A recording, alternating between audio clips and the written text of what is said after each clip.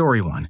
Our favorite bra doesn't get washed as much. When I found my favorite, I bought 5 of them. That way you can switch them out, which helps them keep their shape and you can wash them less often. I have so much womanly wisdom I could never pass on.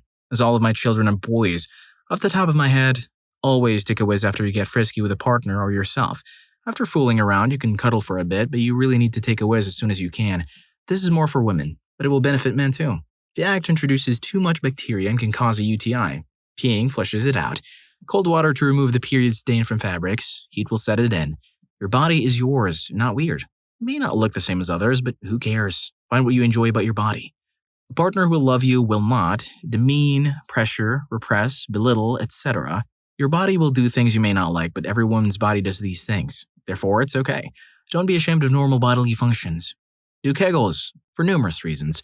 Just do them. They don't take that long and nobody knows you're doing them. They strengthen all the muscles you have down there. When you're young, they just tighten your muscles and make them stronger. But as you age, Kegels will not only keep the wall tighter, but they will also strengthen the muscles that control fluid flow. And as you age, these will get weaker, and that is when you can get incontinence. Doing Kegels helps them stronger, so you may go longer before having to deal with a weak bladder. You should definitely know what down there looks like. If you don't, grab a mirror and check it out. Make sure you keep an eye on any moles or discolored spots. Antibiotics can mess with your birth control. Use a backup while on them. Do not use soap down there. Use water or a specially formulated soap for that region. Men can get yeast infections too. If you get one and are intimately active with one person, it's possible he has one too, and you'll just get one again. Never go from back to front when washing up. This is a super important one that I've forgotten, shouldn't have. Story 2. Hormones not only mess with us during our period, but they mess us up the week before too.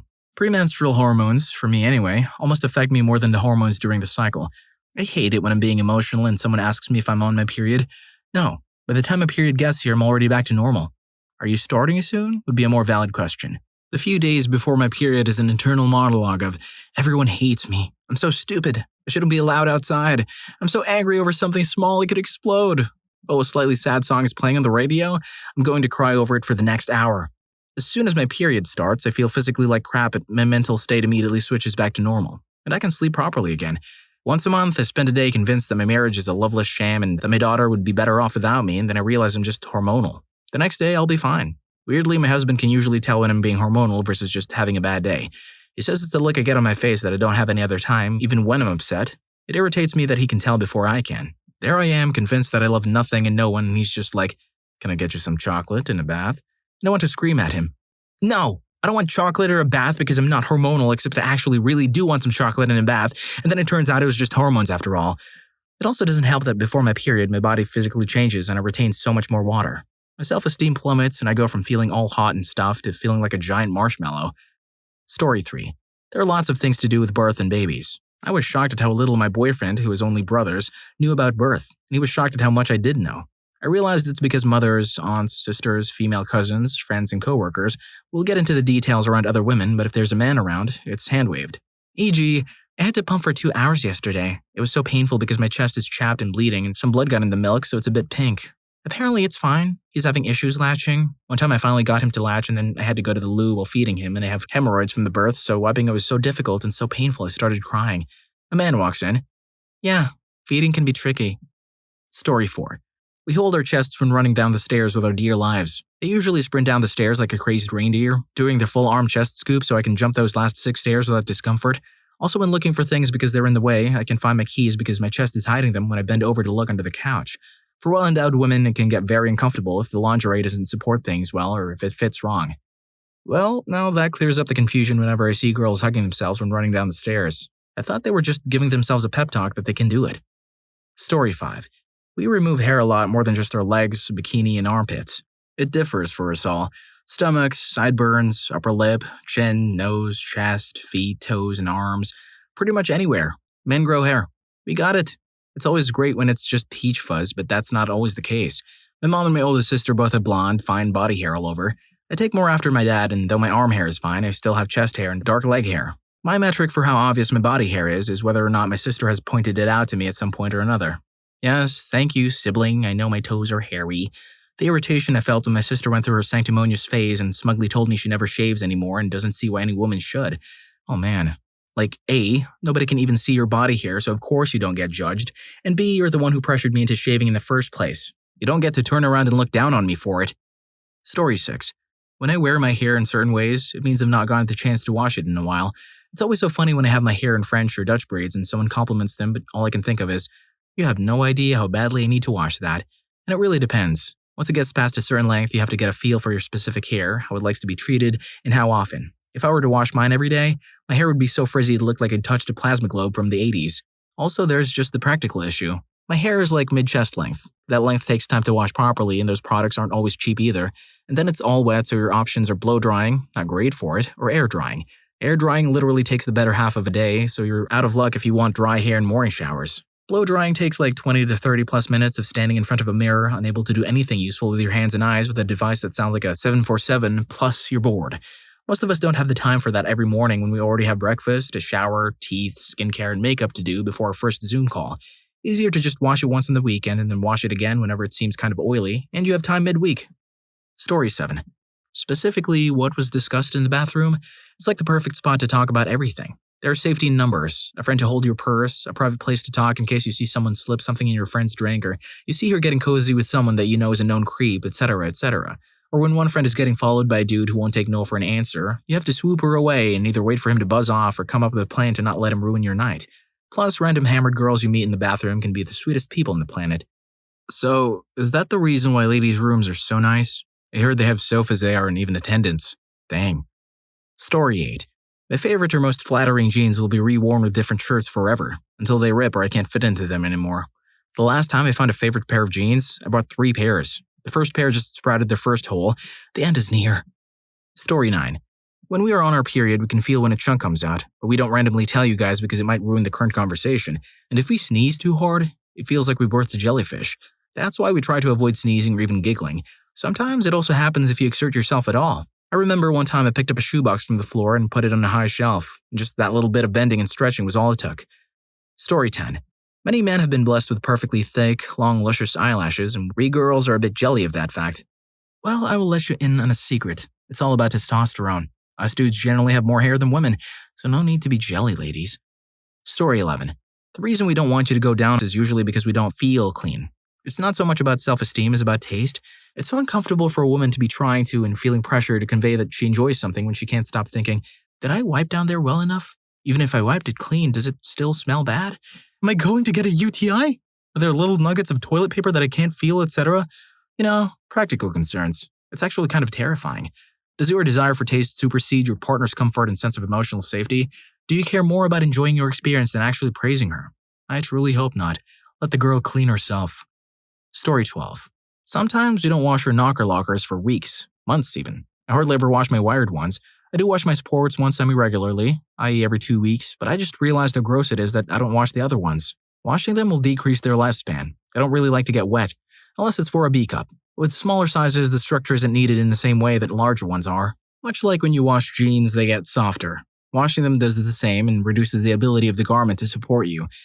Seems like lingerie is not just fashion. It's an eco-friendly movement, saving water one bra at a time. If you're into discovering more cool life anecdotes, why not hit that like button and subscribe to the channel? Let's explore more awesome stories together.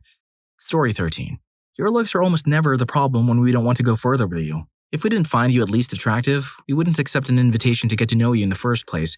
Usually we choose not to go further because we simply don't have chemistry or there was something about you that put us off. Something problematic that you said or your behavior towards me or others, something we learn about you that we don't like, etc. I went on a date with a guy who kept asking me intrusive or obnoxious questions like whether I'd ever been in a triad or whether I had any non-selfish reasons for wanting kids. When I declined a second date, he said, I guess it really is all about looks, huh? As if that was the only possible explanation. And as an aside, he was not bad. He was more physically attractive than some guys I've been on second dates with.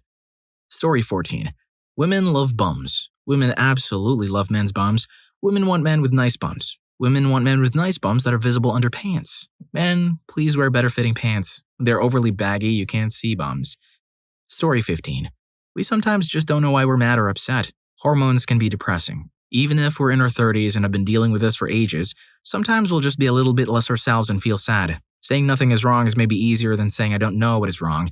What do you need? Is what my husband asks, and it really helps. It's either cuddles or being left alone for the whole day. Sometimes I'll just start crying and I don't even know why. I bawled my eyes out for 5 minutes this morning over a meme on Facebook about losing a dog because I miss my dog, who died 5 years ago. And now I'm crying because I'm thinking about that. I'm not even in the overly emotional part of my cycle, but I'm premenopausal and everything is crazy. Hormones are awful. Story 16. I don't know if this is for all girls, but from my own personal experience, when I vent, I don't want advice. I want someone who will listen, not judge. In the same way, I've become a really good listener because of it.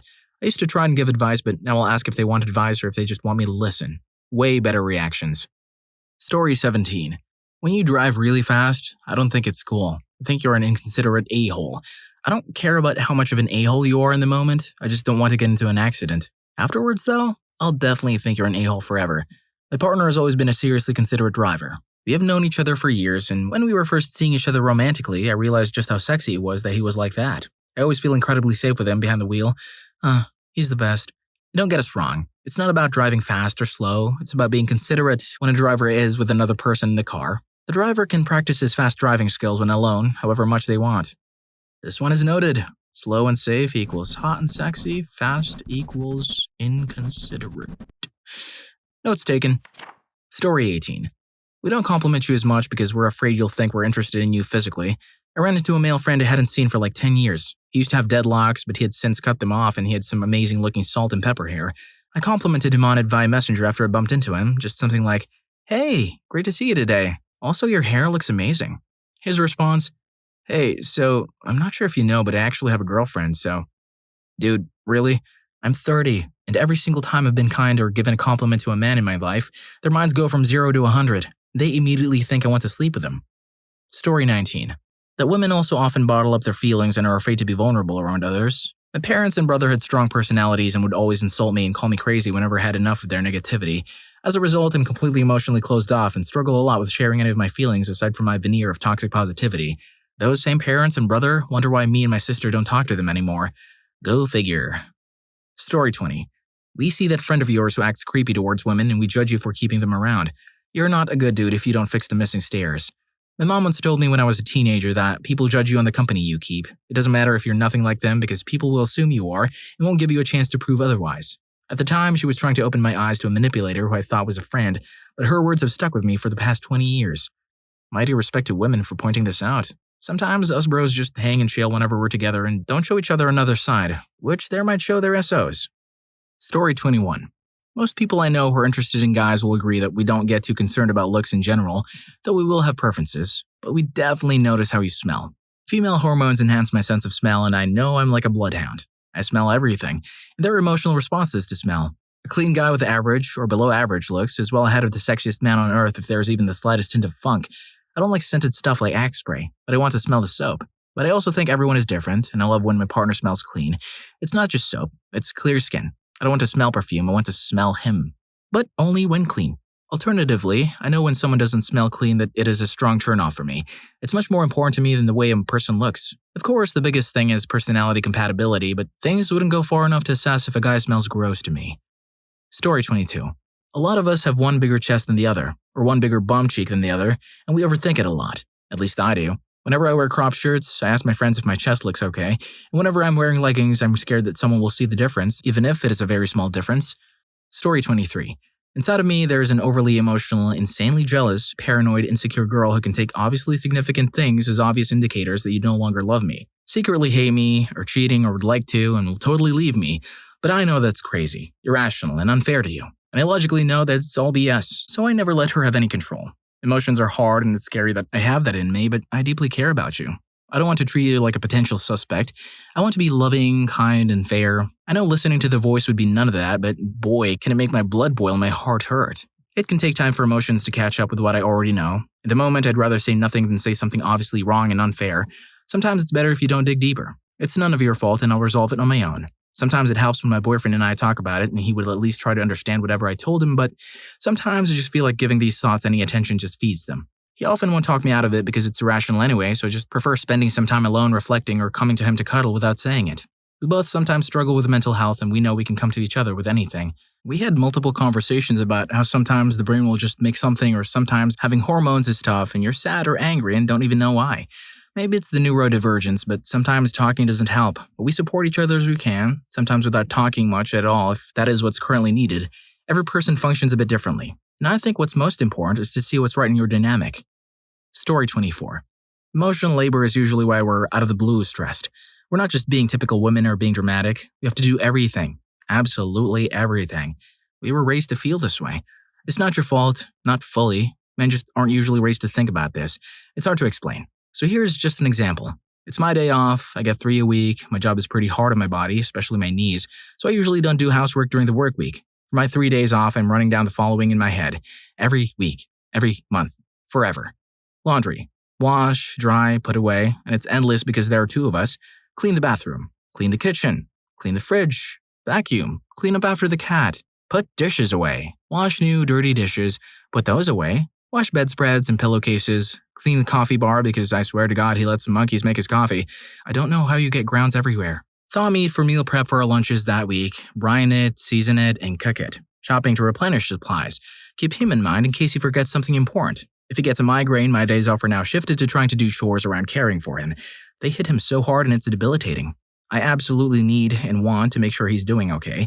With the little time I have left, I get to play some video games, watch a movie, etc. My days off are rarely the days I get to unwind. He will do anything I ask him to, and I really appreciate the help. The point is that generally the dude is not the one taking on emotional labor, so he gets to relax and assumes that we're also relaxing on our days off. I assure you, we are usually not. I hope you enjoyed the video, and if you made it this far, I'm sure you'll also enjoy What's something that you will never share with your parents? Story 4 will make you appreciate moms. See you in that video.